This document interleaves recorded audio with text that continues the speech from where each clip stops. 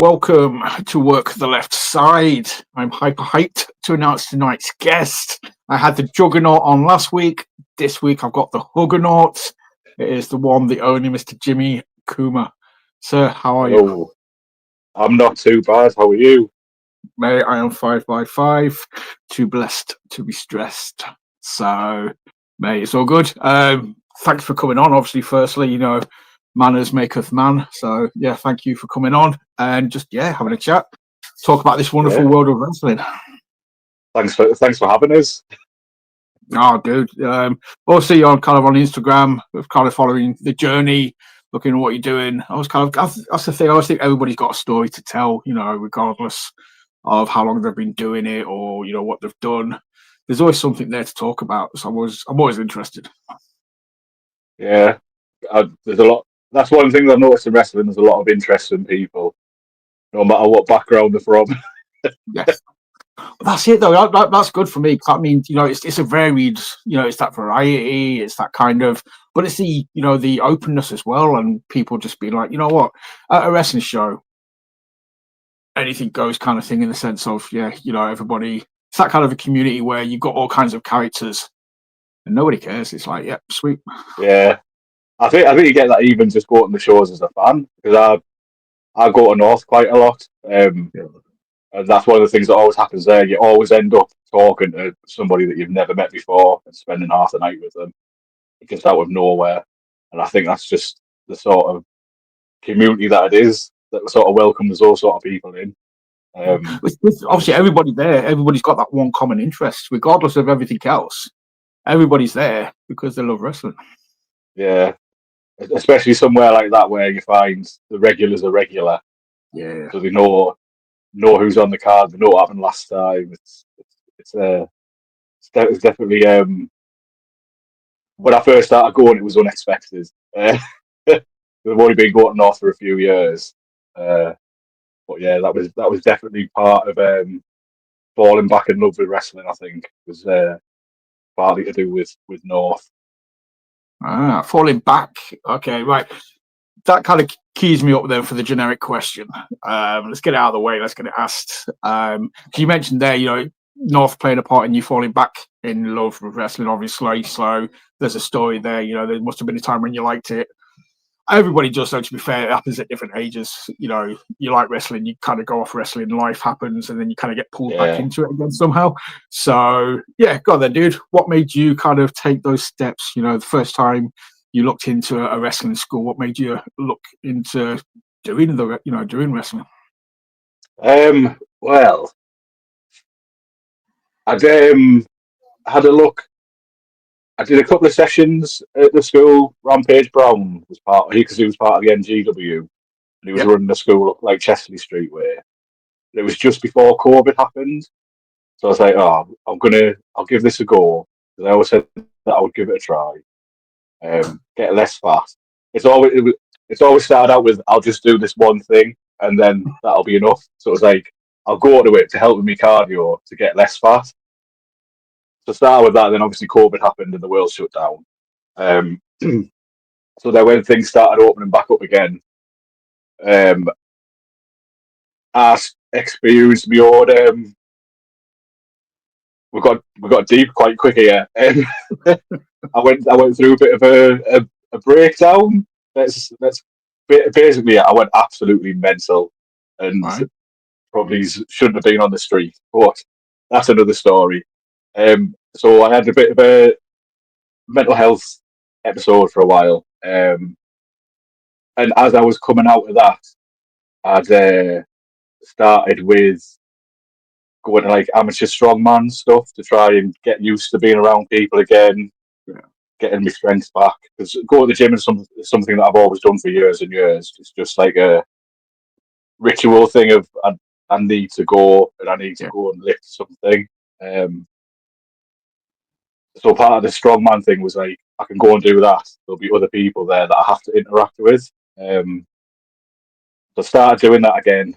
And then the wrestling wish started creeping back in again of like, oh, I would still like to try it. But then at that time, the thought of meeting lots of new people, crowds, doing something totally different, I think, was out of the question. And then it just so happened a few, probably another 8 to 12 months after that, just got a random advert for PPW on my phone. On I think it must have been Instagram or Facebook, and the first thing that came up on it was like one-to-ones. I was like, oh shit, this is this would be like perfect. Is this the universe trying to tell us something? Because I'm not spiritual in any sort of sense, but I'm a big believer in the universe is out to kill us. That's just how it feels sometimes. So when certain things happen, I think that's the universe trying to tell me something here. So that popped up. Sent them a message. Got a message back from Liam like, yeah, pop down this date, this time. We'll see what we can do. And that was it. And then I've been there since what year are we now? 2025. Yeah. So I want to say the end of 23. I think. So it feels like it seems like a couple of years. Obviously, looking back through stuff, you're looking at the posts and things like that. So yeah, I think looking at the very early doors Pursuit ones, I think they were like 2023. Yeah, so it must be coming up to like me 2 year anniversary with them, and I've not really looked back since. But again, it's always, even since starting there with Liam and Nathan, it's always been like I'll just improve with this, and then I'll probably be done, or I'll go and do a rumble somewhere, and then I'll probably be done. Well, I'll just do another match somewhere, and then I'll probably be done. And I find like as soon as I do one thing, I want to do the next thing now, like straight away. That's good though, dude. It's like even the last few years, it's. Sorry, did I jump in? Sorry, mate. Oh, I was just going to say, like, just the last few years, if again going back to the universe, if that's taught us anything, if you want to go and do something, go and do it, because life can change in a couple of hours, and it'll be something that you don't recognize. So if you've got the chance to do something and you want to do it, just go and do it. Definitely. No one cares other than you. But like I was saying, that's a good thing though. Having that kind of a mindset of being like, well, okay, well, I'll just do this. Actually, okay, now I kind of just want to do this. Right, okay, that's done. You just kind of ticking things off and be like, you know what? Let's do another box. Let's just do another one. And you keep going and you keep going. You kind of like, but as your confidence grows as well, though, it must kind of be like, actually, you know what? I can probably do a little bit more. Actually, you know what? Yeah, I kind of want to do this. It's quite addictive as well, doing it. Like hitting a move that you couldn't do a couple of weeks ago, and then managing to do it. You think that was pretty fucking good, that. And then even just doing like a small show, and there's like 15 people, and there's 15 people cheering for you, and I'm like, this is even better. This, like, it just builds up every single time. So I suppose it's like chasing that next dopamine hit. I don't want to compare it to like drug use, because it's definitely not like drug use. But yeah, it's just that sort of chasing that next little high from it that you get. I get from going to training, I get from going to watch shows, I've had from doing the few shows that I've done. It's hard to explain to people who aren't in it of how it makes you feel, because it's almost like I get to pretend to be a superhero for 15 minutes. Ooh, no, yeah, I mean, I'm a massive comic book nerd kind of thing, so I love the comparisons between wrestling and comic books, that kind of sort of stuff. It's always something that gets my interest. I've done episodes about it, and that's it. I mean, that's what wrestlers are, to kids especially. When they've still got that special, when they just look at you guys, larger than life characters. It's good guy versus bad guy. You know what I mean? If you're coming out and you're the face, you are a hero to those kids. Those kids are looking at you and be like, oh, it's real life superhero. You're doing stuff that they can't even dream about doing. Yeah. Like growing up, I say I was in love with Power Rangers. It's like, I don't know if you can see all the crap behind us, but I've never quite got over it. So like the idea of superheroes and spandex, it's like, well, I can't be a Power Ranger, so I'll have to be the next best thing. The Huggernaut, dude. That's Yeah. I can imagine that. I want to see the Huggernaut teaming with the Power Rangers. That's some mate. If I was still doing artwork, that would be a right piece of artwork to do. Team up. It's a special I'd team up pay to see edition. that. Yeah. That'd be awesome. Or the Power We'll Rangers just in have the pose and then just stood behind. Like, yes. just a Power Rangers PPW team up. I think that'd be good. I think you should get people in Pursuit. I'm sure there's plenty of people there that love Power Rangers that would be more than happy to. I think Jay Vertigo's got a costume somewhere. I'm sure I've seen him wear Power Rangers costume at some point. So you got Jay Vertigo down. He could be the Red Ranger. There'll be loads. I'll be able to kit people out anyway. I'll be able to find them stuff. Just get them all dressed up. Oh mate, you talk about putting stuff into the universe. I need to see this now. That would be amazing. That'd be awesome. Just like a Survivor Series type match. You know, you got Team Power Rangers and the Huggernaut versus 5 gnarly heels or something, or just 5 versus Nathan Black. Just you 5 guys. I was just going to say, just Nathan. Nathan will do. We'll dress him up like Lord said. He's already halfway there. Dude, mate, if this doesn't happen now, I'm going to be devastated. It's a bit too soon. It's a bit too close to this Friday's night pursuit, but that's an idea for a future Friday night pursuit at some point. Just you never know; they might set it all up on Friday. Are you going to be there? Are you there on Friday? Yeah, I'm there as an obsessed fan, so I'll be at the back screaming, shouting. Oh, I will be there as well, so I will see you there and actually get to see you in person. Yeah, I'm really looking forward to it. I missed the last one because I had to go at my real job, so I was gutted to miss that. But I'm looking forward to this. Really looking forward to it, especially after the feedback that I've heard from people for the last show, and I know they're going to build on it, so it'll be even better. Yeah, honestly, I mean, Pursuit don't do things by half. It's their reputation on the line kind of thing. They can't do a half-hour show. Every show's got to reach like a certain level of quality. So it's always going to be a good show. I'm hyped to go. I missed the last few as well. I went to the second Pursuit, but I've missed the last 2 Friday night ones. So I'm happy to get there this time. But I mean, it's just training somewhere like that, though. Like you sort of said, it's been a couple of years. You've reached out. Again, you know me, you know this channel, you've seen enough of the stuff that we've done. I think when I was speaking to Big Bopper last week, I think he was like guest number 49 from Pursuit. I think you might actually be the 50th guest that I've had from the House of Pursuit. So yeah, I've spoken to a lot of people there, and it's just seems like an amazing place to learn the trade, or just to be around people, or just get that one-on-one session with Liam kind of thing. It's just untouchable. It is. I've not seen or experienced anything like what they've got there.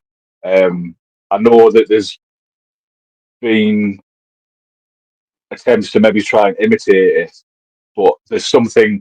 I think a lot of it has to do with the mixture of Liam and Nathan, because they're like a sort of Laurel and Hardy thing from the past, but transported into the 2020s. I could imagine Nathan like a silent film, just pulling faces. I think he'd be quite good at that. Not that he'd be silent, but I'm sure he'd manage. But a lot of it is to do with them and how much time and effort and just the work that they put into it. Just even creating the place where it is. I mean, there's no better sometimes than going and there's somebody sat on a Nintendo and you're looking at the new figures that somebody's dropped off, and you're thinking, I'll get to come here and jump around a wrestling ring for an hour. I'm like living my 10-year-old dream. It's like pinch me. Yeah, no, it's real. Yeah. It's good. Obviously, like you sort of say, when you first started, obviously I've called you the Huggernaut a couple of times now. That's in the bio, or your dad's favorite wrestler kind of thing. Obviously, when you start wrestling, you kind of come up with these kind of characters or these kind of characteristics, or something that makes you kind of stand out. I love the Huggernaut thing. That's genius. So did you go into it with these kind of things in mind from the get-go, or is it just something that's built up over time? It sort of happened it's been pretty. I don't. That was really cheesy. It's been pretty organic. Oh, that's horrible. Um, like the first idea when I first started, like, yeah, I want to be a big nasty mean heel, and I want to look like I'm going to smash people up. And it's like I can't do that though because that's not the sort of person I am. So I can't pretend to be something that I'm not even a little bit like because No. it's just that's a bit too fake for me, and I can't make it look convincing. So it was just going back and like speaking to Liam a lot, just sort of knowing doing what you know. And part of it was because I'm a massive gay boy as well. Um, like growing up liking wrestling and not seeing the sort of people that I wanted to be in that realm.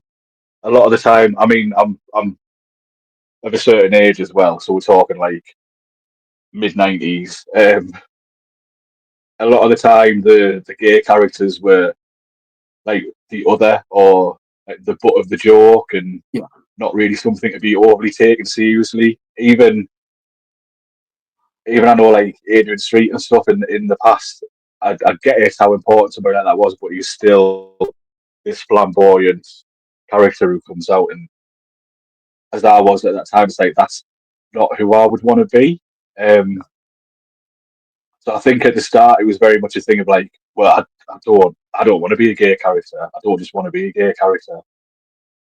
And I think it was speaking to Liam and going through stuff and being important of like, I'm going to be this character who is also gay, It who's doesn't going it to have doesn't define this. it doesn't define you. You know, that's you just have Yeah, it's just you're just a wrestler who's gay. You sort of like you're not a gay wrestler, you're just a wrestler who's gay. It's like I say it's not yeah.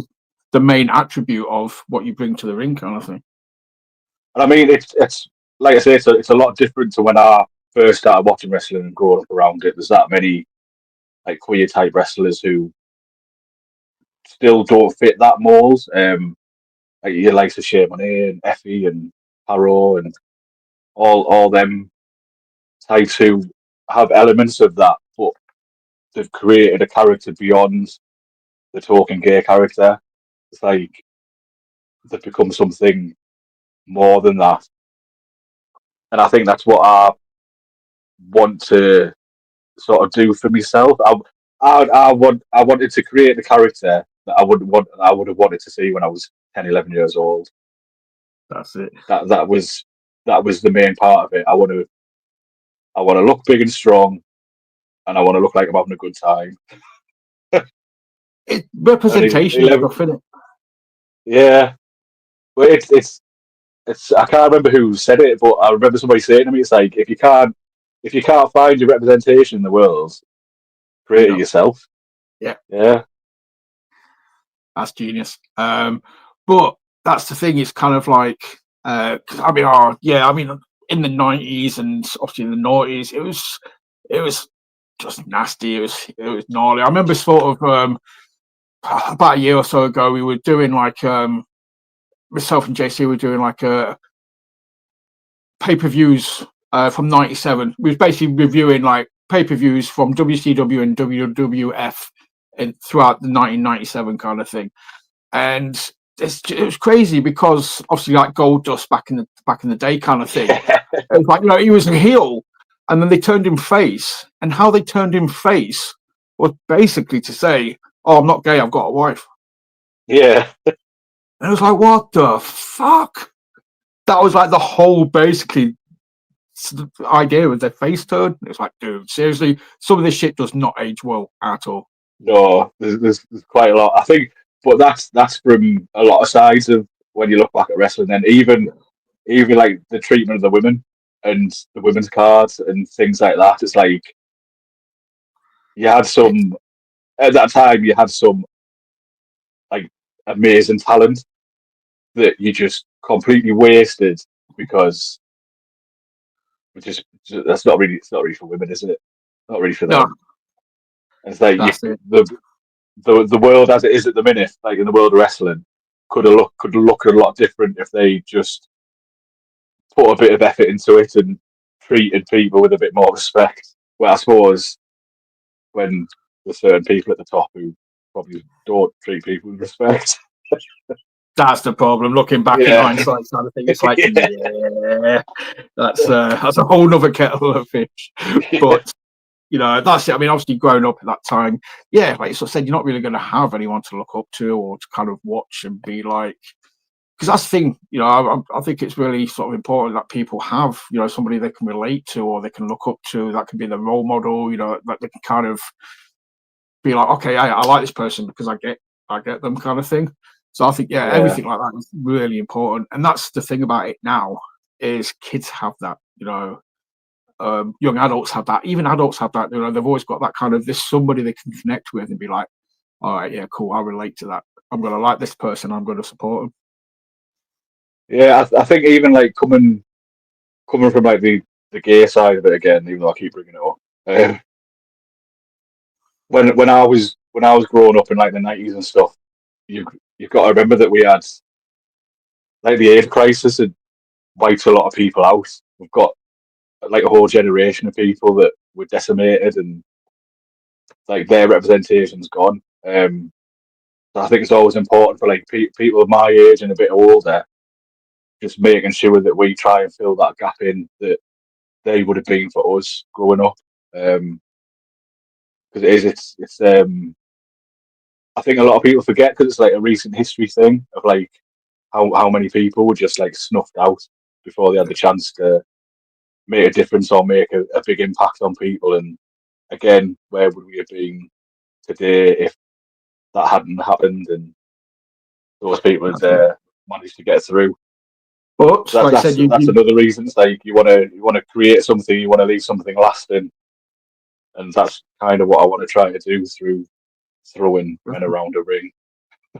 well, dude, there's no better place. I mean, boy, I'm not saying there's no better place. There's various places, films, music, literature, stuff like that as well. But wrestling is up there as one of those kind of easily accessible forms of entertainment where you can, reach out and you can kind of make that impression and sort of set the mold, leave that legacy or, leave that memory with people. And it's just like, yep, there we go. Yeah. But as long as you're having fun, It's got everything. It's got theatre, costumes, music, live shows, tape shows. It's perfect. The perfect form of media.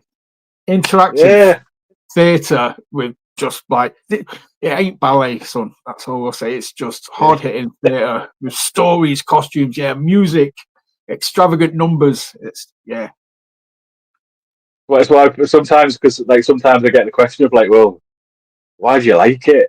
And it's like I like it the same way that you like football or the way that you do like going to theatre. It's a whole entertainment thing of when you're in it, and there's been no better feeling than like the last couple of months of getting new people to come and watch one of the shows that I've been in, because I'm like trying to convince people like just come and watch this, it'll be class. And like people who've never ever been to wrestling before, they'll come and watch it and be like, that was class. I can't wait to see another one, because it's just loud, big, right in your face. It's like my mum passed away just at the end of October. Luckily, she managed to come to the last show before, so the first wrestling show she's ever been to. And she loved it. She said it was one of the best things that she'd ever seen. She was more impressed by Monet because he was on that show. Because she was like, I really like that Monet. So I was like, thanks, that's fine. Yeah, don't worry. I'll let him know that he's got a new fan. Yeah, getting the chance to show her that and just have that bit of memory of like showing my mum this really random thing and she's loved it. And like I say, just getting other people coming through, and then they'll come through and then they'll be there at the next show. And then we're like, oh, when are the dates for next year? And we'll all be there. I want to bring such and such because they'll really like this. Because I think it's one of those. I think people have a certain expectation of what a wrestling show is, and it's different sects, isn't it? It's like some people think of WWF, some people think of WWE. The older set of people might think of World of Sport, and it's just about showing them that wrestling's like any other form of media. It's changed over time.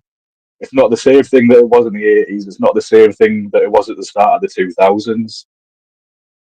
It's constantly evolved into something else, and it'll probably give you something that you're not expecting, and you'll probably come to the next show and buy one of my t-shirts while you're there. That's it as well. Yeah, it's if it's done right, it's a variety show. You know what I mean? There should be something for everybody. So, you know, and the amount of people that I've spoken to recently who have just started coming to shows, you know, through like word of mouth, or, you know, just British wrestling is leveling up consistently at the minute, and they are getting more fans at shows. They are getting more people talking about it, you know, either from going to shows or seeing things on social media or on YouTube and being like, we want to check this out. And then they go and they witness it once. And it's like, okay, yeah, we are definitely coming back to the next one. It's because, like it's said, they don't know what to expect. They're taking that chance. They're going to watch the show. And it's just like, boom, this is awesome. I didn't like this bit, but I love this bit. That's fine. You don't have to like all of it. Just enjoy what you like. That's why you have the variety of it, isn't it? It's like I'm doing this I'm doing this match for the wrestling fans who want to see the wrestling technique, and I'm doing this daft match for the new people who are there because I want to give them something memorable to talk about when they get home or to tell the mates about tomorrow. Like, do you know what I saw this fat man do? Like, it's just awesome. It's just like I said, it's just that. And once they go, I've taken like, you know, a few people to like a show, just thinking like they're not going to like it. But you know what? I've talked them into it. They're going to freaking hate me for it afterwards. So I always kind of presume the worst. I'm like, I'll take them if they don't like it. It's on me. It's my bad. But then just like, no, mate, that was awesome. We'll see you next month. I'm like, jobs are good. yeah. We'll see you next month. And anybody that I've taken to a wrestling show or convinced to go, it's never just been one show. Yeah, they've always gone to something else. But I mean, obviously, we're talking about taking people as fans kind of thing. It must be even, you know, like next level for you if like people are going and you're on the card and you're there kind of thing, you know, working. And then, you know, they see you afterwards and they're like, mate, that was amazing. You know, didn't even imagine that you could do this or this. That was like, you know, just totally like as good as I feel getting people to go to a show and then seeing them again. Mate, that's just me kind of introducing them. You know, you've earned them to come back kind of thing, or, you know, they're coming back because of what you've done. I'm really self-critical. So like anything that I do, I just instantly like that was shit. Like I could crap gold. I'd be like, Yeah, not very good not gold, platinum, is it? Yeah. So I'm always really self-critical to start with. But no, it is. It's like I think at the start, knowing the people who are coming as well, it's like, oh god, everybody's going to see us in my pants. Like, oh god, I can't believe I'm doing this. Like my very first show, I was in the Rumble, and I think I was like number 15 or number 12 or 15, something around there. And I was stood behind the curtain, and as it was starting to count down, and like the next people going out, I was stood there thinking, what the fuck are you doing, you stupid man? You stood behind a curtain with barely any clothes on, about to go and jump around the ring to convince people that you can beat them up. And I was thinking, what has my life become? And then I thought, this is exactly what I wanted. Yes, this is perfect. And then the music hit, and I was like, hey, let's go. Does it flick a switch? Because I've heard it again, so, you know, so many times. Like, you know, you can be stood there nervous. You know, the butterflies are there, and then as soon as you hear that music, though, it's just kind of like, you know what, it just flicks that switch, and you just go through. And regardless of whether, you know, there's 15, 50, 500 people, it's still that electricity. It's that energy. It is. It's like I feel like that I get like a switch on moment from it. It sort of turns on from, oh, I'm just Jim and I'm here to throw myself around, to like music starts. Oh my god, it's Jimmy Kuma. He's going to come and steal your dad, and then you sort of transform into the hyper version of yourself. it's like a morphing sequence from Power Rangers. Like you put the stuff on, it's like I'm a superhero now. Doesn't matter what happens. Yeah, exactly that. Dude. And it's like the adrenaline is like here, and then all of a sudden it just goes. And like you say, it doesn't matter if there's 5 people or 500 people. I imagine it's the same. So, But just it does. It's, even just going round at the start of like high fiving and fist bumps, it's like this is so cool. And I can imagine there'd be a lot of people who are like, "Oh, it's not that cool." It's like, mate, you don't know until you've done it. That is cool. That is cool. And I don't even care that I'm in my pants anymore. It's that cool. Yeah, even that's like, no, I know I look cool now. It's like I definitely don't, but in my head I do. Yeah. Something like Blue Steel. Right. Yeah, Yeah. there we go. Magnum. Yes, there we go. It's normally after the first 45 seconds, it's like I can't breathe in anymore. It's like, oh god, and then it just overflows. It's like, right, I'm pretending to be a 1980s wrestler now. Far too much gut. Dude, no, I'm just. You're a big man, man. Just control the center of the ring and let people run at you. Just stand there and be like, no. Bounce off me all you want, mate. I ain't moving. And then you get a chance to recover and it's like, right, okay, let's go. Normally I just lie down, but I'm just going to lay here. Give us 30 seconds. Dad needs a nap. Yeah. That's it. I'm done. Yeah, just road dog it in the corner. Just hug the rope. Yeah. There we go. Well, one of my ideas was, it's like I'm supposed to be like a big friendly dad. I'll have my TV remote. I'll come and I'll go to sleep. And then the minute anyone goes to change the TV channel, I'll wake up and be like, I'm watching that. Don't touch that. Just resting my eyes. If you do it in the Rumble as well, you can whack them with the remote. Yeah. I'll bring a whole TV. Dude. I'll bring a whole media centre. No, like when you're at school and you got the TV on the bench thing, the trolley. on the wheels. Yeah. Just bring that down with you. Do you know what? I might you might have given us a couple of ideas now, because I do love a prop. If you saw me last one, I had a load of fun with that. Yeah. Dude, there you go. TV, wheels, bring it down. Get yourself comfortable in the corner. Remote, watch. Put on what was it called? Was it Dragon's Eye? You remember that? Dragon's Eye. Was it Dragon's Eye? Oh, I might be showing me age now. Oh god. Just ignore us. Was that a TV educational thing? I'm curious. Dragon's Eye, okay. I'm curious. And it was like there was like a horrible like man in a dragon suit. Again, one of my deepest fears is people in mascot costumes. They freak us out. So anything to do with that. No, like go to Disneyland or something would be my worst nightmare. I'd have a full on PTSD Vietnam flashback, and it would just be a massacre. Yeah. Just Jimmy Kuma running away from Donald Duck, and Donald Duck's running after you, like. Oh, I'd be chasing him. He's not getting us again. It's revenge time. Security just pulling you off. It does stem from something. I got chased by 2 men dressed as kangaroos in Durham City Centre, and had to run into a Greg's to get safe.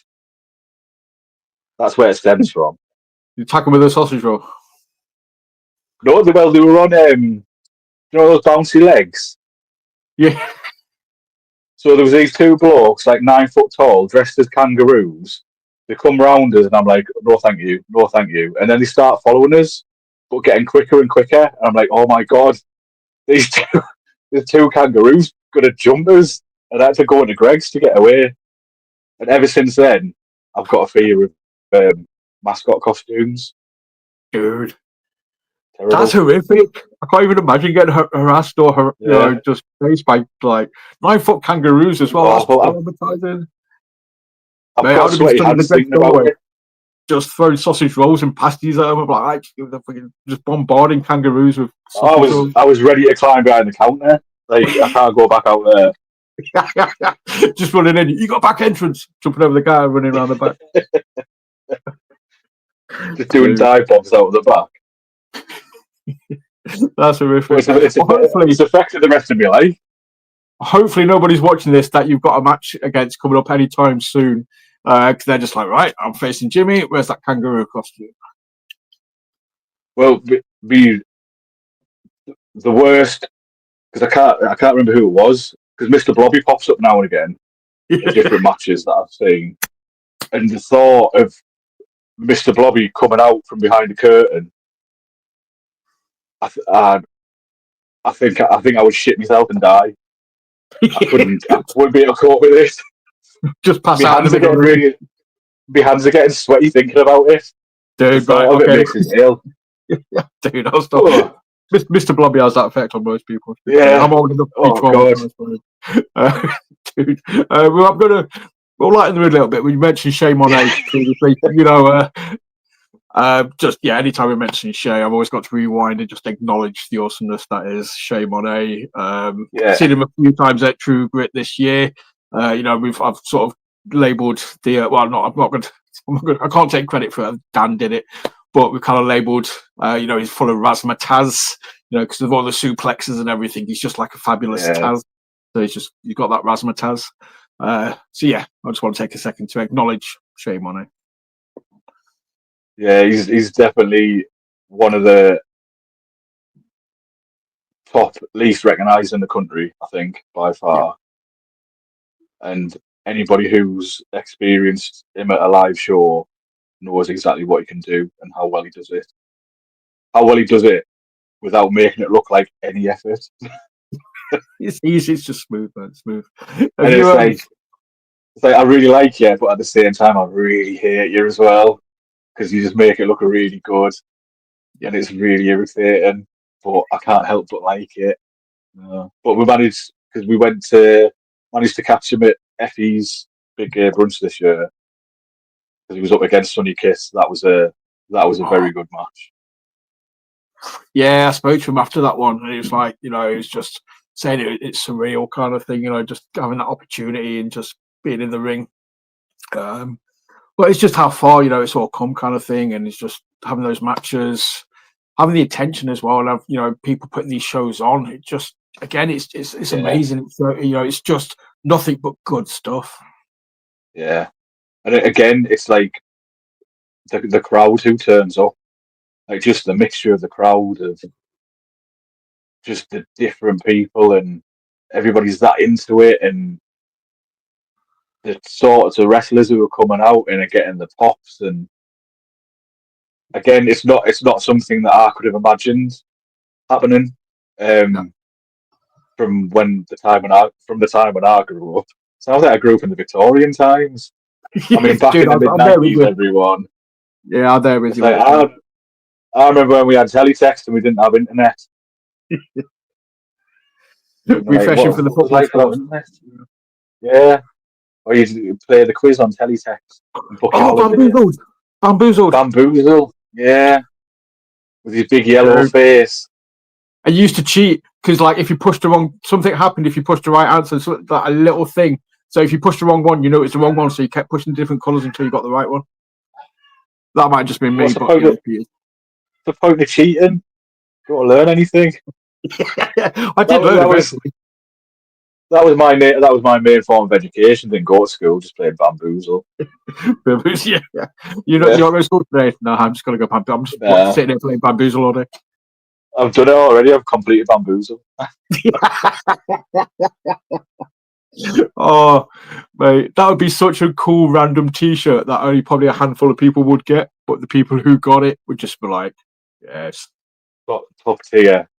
Well, I get that now and again. Like, I'll make some sort of reference where I think that's hilarious, and it'll just fall flat because I realise everybody's like 20 years younger than us, and because I don't place myself at this age, I think I'm the same age, and it just doesn't work. I had to explain a couple of months ago. I had to explain who PJ Duncan was.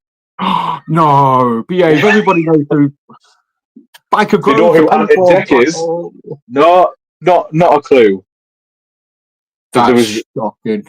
That's absolutely. Get ready to rumble. The music. Oh, yeah. That is scandalous. I literally turned into dust and just disappeared. That's how it felt. Like Thanos had just done this. There we go. Yeah, I felt like the last bit of youth just leave my body, just float away. Like this Well, is no, it mate, now, no, no, isn't it? no. I'm there with you. We'll pull it back. You know, we're still young. You know, it's like, but yeah, you know, PJ Duncan, Byker Grove, man. Yeah, the paintballing Yeah, thing. It's you cannot iconic. see, man. No, I can't see. Just That dude. was class. I cannot see. Uh, I mean, World's obviously, we most talked about dangerous that, youth club. mate. I would not want to. I would never send my kid to that freaking youth club. If I lived around that area, Yeah, you'd I'd be be like, like, nah, mate. I'm going down to Byker Grove. Absolutely No, you're not. not. Somebody No, dies every mate. 2 weeks. You could do community service at the local prison. It's safer. Yeah, I'll send you to the Byker Wall instead. Safer. um, but obviously, yeah, we mentioned it kind of well, in the Byker Grove area. Obviously, you mentioned like north. You know, going to sort of north. With your good sort of pursuit, then are you kind of based like? Are you more sort of northeast area or So now I live just north of Darlington, so like just on the border with Yorkshire. right? Um, so going to Pursuit, it's a bit of a drive, but I like a long drive. I get to listen to me tapes on my way down. So no one's going to know what a tape is either. Oh, that means music. Um, You so just it said takes tape. like I do a bit of traveling, like yeah. So I mean, the travel it's like a couple of hours either way, but honestly, it's that thing of because what they do is so good, it's worth it, and I'll keep doing it until I can't do it.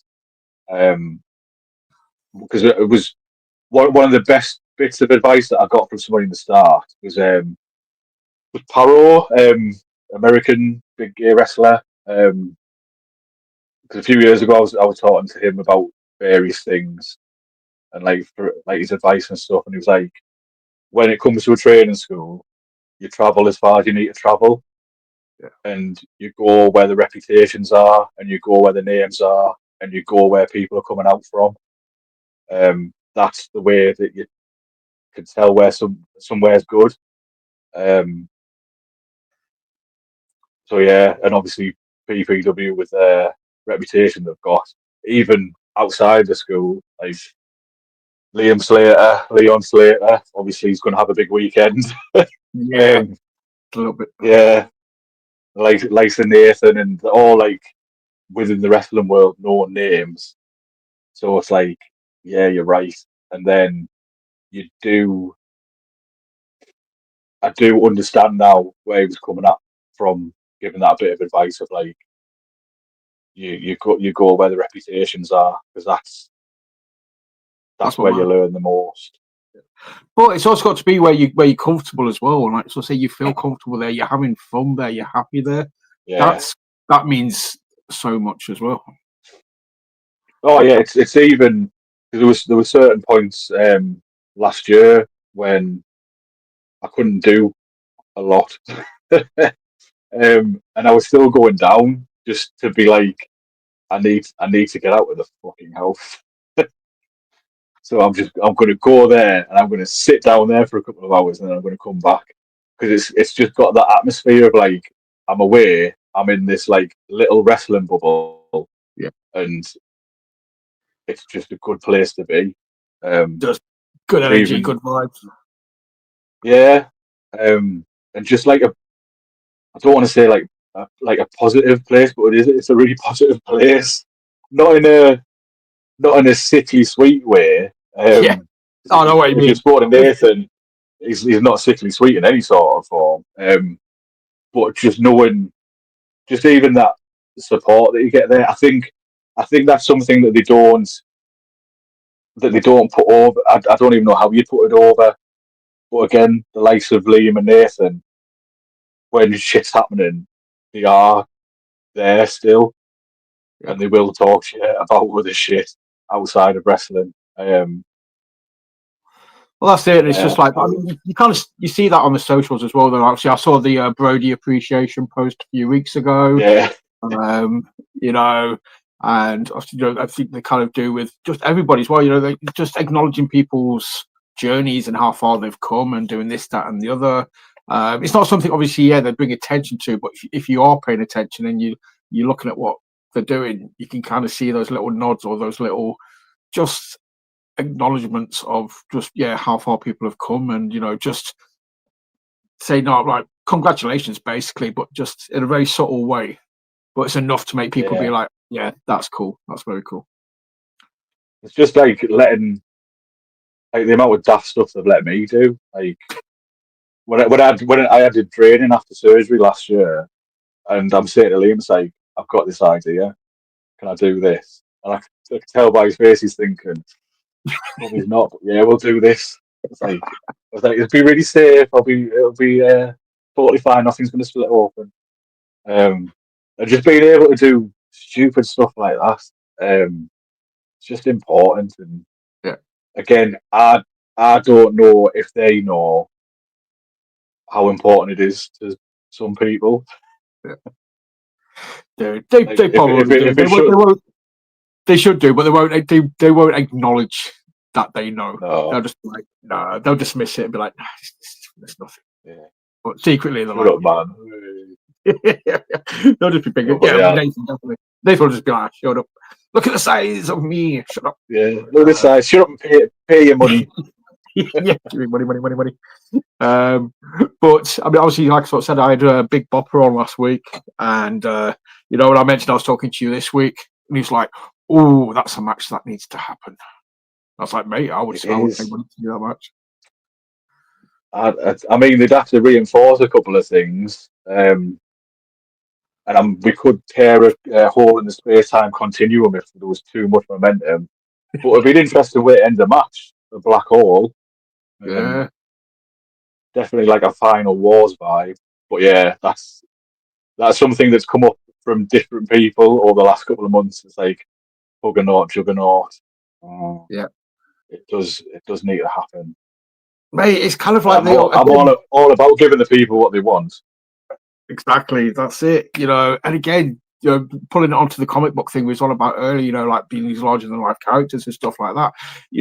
Again, anybody who reads comic, I was all about, like the Thing versus the Hulk. You can still have two goodies, but you've got these two big, they're just constantly like who's stronger. Or like even in the Avengers film, you had like Thor and the Hulk.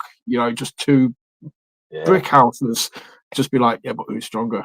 Don't know. I'm stronger. No, mate, I'm stronger. We need to find out. Will we ever find out? But yeah, it's just that kind of question, isn't it? So it's big. You just want big meaty men slapping meat at least for 10 minutes, and then we'll get some high flying stuff. But give me some muscle smashing and a muscle to start with. Yeah, I want to make sure that ring's set. No, dude, can you imagine the I'm just kind of seeing now the sort of what was it now? Brock Lesnar Big Show in the like that episode of SmackDown where I think Brock Lesnar superplexed Big Show and the ring just went, and that kind of like the end of the corner.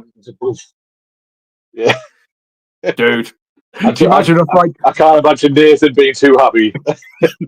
Yeah, like sorry Nathan, but be like, mate, it'll get you a million views on socials, so it kind of pays for itself. Well, if I cut Nathan in on it, he might be down for it. Well, I'll float the idea and see where we go. I'm sure he could spin it, get some sort of sponsorship. Does this happen to you? Do this. The worst thing is if I get told no, it makes me want to do it even more. Like, it would have been a lot safer for everybody if you just said yes. Now that you've said no, it's going to be dangerous for everybody involved, including me. I think maybe if everybody said yeah, you'd be like, actually, you know what? No, I don't want to do it anymore. Yeah. If everybody wants it, I'm like, I don't want to do it now. You're taking all the fun out of it. That'd be awesome. But no, fingers crossed again. That is something, like I sort of said, speaking to Hopper last week, speaking to yourself this week, I was like, it just makes sense. Because as much as, we've talked about wrestling and obviously what wrestling is now, it's still like, we said before, it's that variety. But at its root core, at its premises, wrestling is two big men just having at it. That's what got a lot of people into wrestling in the first place was just larger than life characters, just feeling like the room shake, the ring shake. So yeah, fingers crossed. It's out in the universe now. I want to see this match, whether it be at Pursuit, whether it be at Planet, whether it be anywhere. That's a match for me. Well, whoever wants to book it first, there you go. We'll open a bit more. Dude, hit me up. I won't even take a percentage. I'm like, that's all yours. You guys earned it. I'm all right with a couple of hot dogs. That's it. Wow. Like, right, you know what? Well, nothing like even this year. It's like I'm not into this to make some sort of money or anything. Like everything that I've made this year, like the small amount, let's go on the dog and cat shelter next month. There you can have it. Dude. Feed the dogs over Christmas. That makes me feel better. That's amazing. It's just doing that, and then we talked about what you've been doing this year. I always second guess myself when I kind of ask this question because it's like do you have what goals are there left to do, or do you have a list of things you want to tick off? But I always kind of feel really bad because I'm kind of like, well, if I ask you that and you'd be like, well, I want to work at this promotion, you're going to feel bad for not saying another promotion kind of thing. So I'm not going to ask that. So I've just gone totally around the houses here. But what we said about it at the start. You do one thing, you tick off that box, it then makes you think, right, I want to do this. We'll tick off this box. If you've ticked off all the boxes, what's the next box now that you're thinking, right, you know what, this is what I want to do next? Ideally, what I want to be able to do next year is just get out more and just be on more shows, do more variety of matches, meet more people, just get out more. There's still that much that I don't know. Like I've always loved tag team wrestling. So it's like, I'd love to be able to start doing like tag team stuff somehow. Because I feel like there's some great tag teams in the UK, but I don't feel like there's enough of them. I feel like there needs to be more because when a tag match is done well, it's like it's really we've been sold on this idea for like way too long. It's like tag matches are boring. It's like no, they're not. It's just the ones that you've been force fed through different companies are crap because they don't know how to book them and they don't know how to build them. So it's like you've been fed a really crap risotto your whole life, so you always think risotto's awful until you've had somebody who knows how to make a risotto give you the risotto. Now I love risotto. That's all it is. No, I agree, mate. Anybody who knows me, I haven't had my tea yet. That's why I'm thinking of risotto. Risotto. But no, I'm the same with you. I love tag team wrestling. For me, a great tag team match is better than a great singles match. 87% of the time, kind of thing. Just because it's got more dynamic to it. There's more things that can be done. There's more stories to be told. There's more interactions. Okay, right. To put you on the spot, if you were in the tag team, who would be the first person you asked to be your partner? Who would you be like, right, come on, we're forming a tag team, let's go. You and me, the Huggernaut and...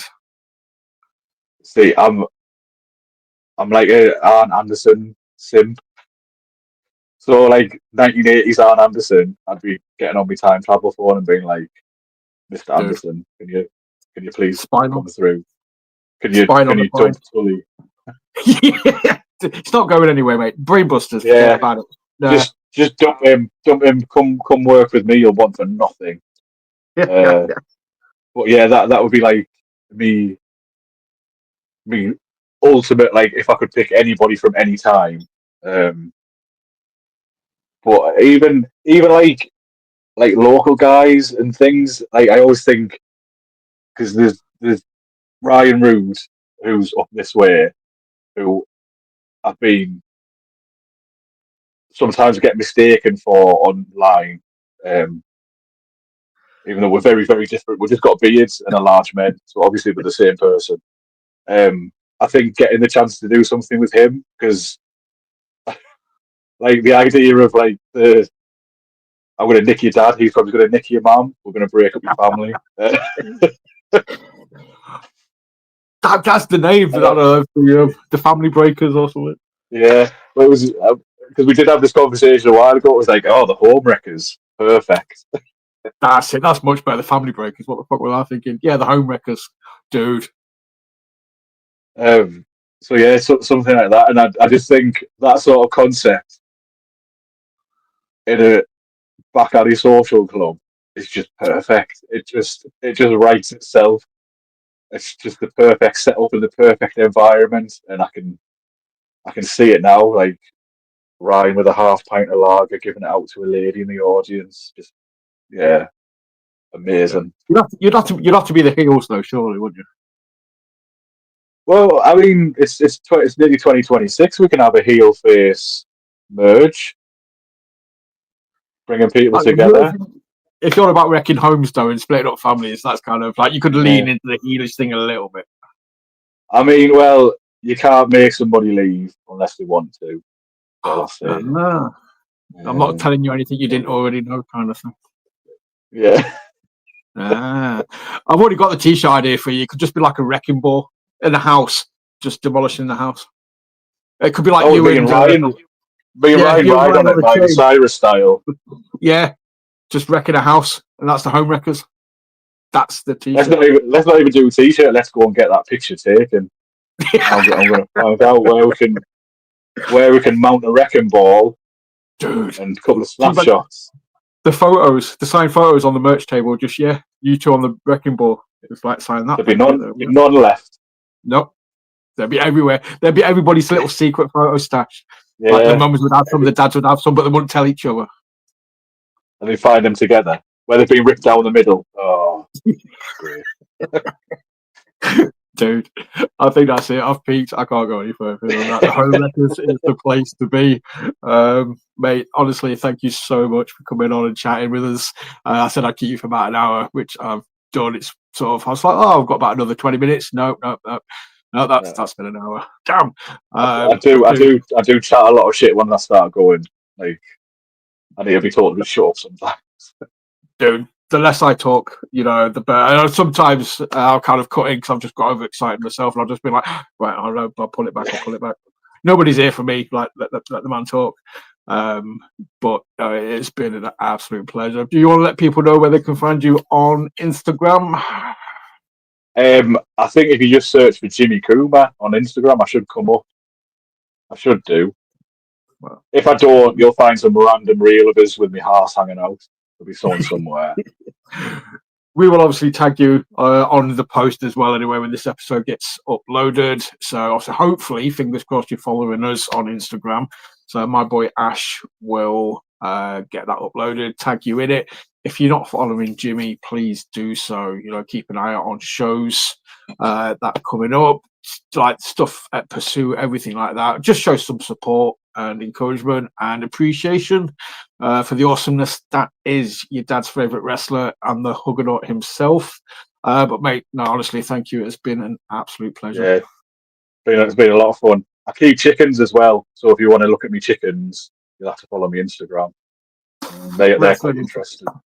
Wrestling and chickens, that's what Instagram's there for. Really. That's top tier. That's it.